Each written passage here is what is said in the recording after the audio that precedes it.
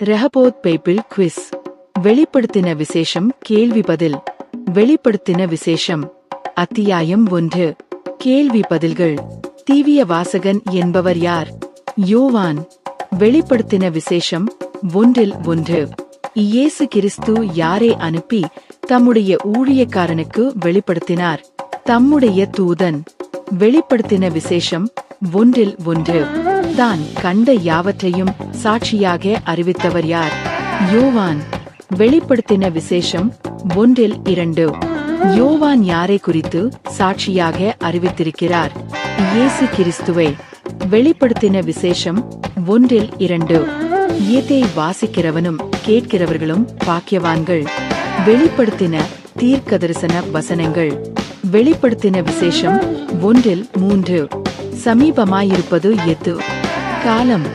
வெளிப்படுத்தின விசேஷம் 1. யோவான் எங்கே உள்ள சபைகளுக்கு கடிதம் எழுதினார்? ஆசியா. வெளிப்படுத்தின விசேஷம் 1. ஆசியாவில் இருந்த சபைகள் எத்தனை? 7. வெளிப்படுத்தின விசேஷம் 1. உண்மையுள்ள சாட்சி என்று அழைக்கப்படுபவர் யார்? இயேசு கிறிஸ்து. வெளிப்படுத்தின விசேஷம் 1. மரித்தோரிலிருந்து முதற் பிறந்தவர் யார்? இயேசு கிறிஸ்து. வெளிப்படுத்தின விசேஷம் 1.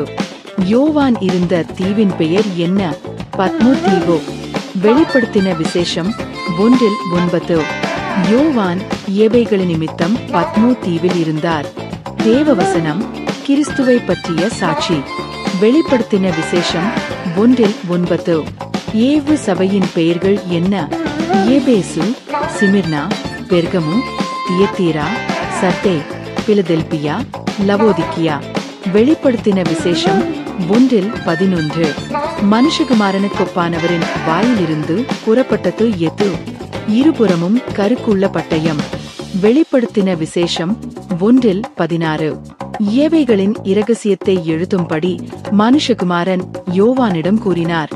7 நட்சத்திரங்கள், 7 பொன் குத்து விளக்குகள். வெளிப்படுத்தின விசேஷம் 1.